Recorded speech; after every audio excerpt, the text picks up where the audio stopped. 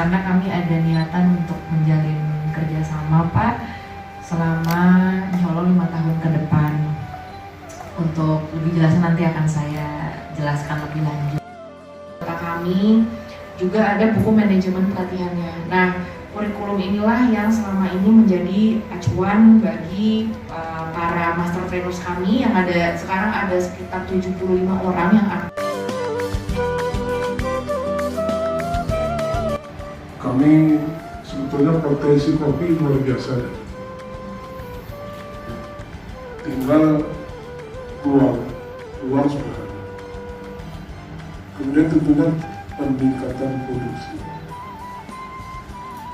Itu salah satu peranan BPL di sana.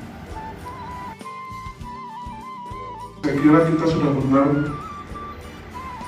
di dalam meningkatkan produktivitas.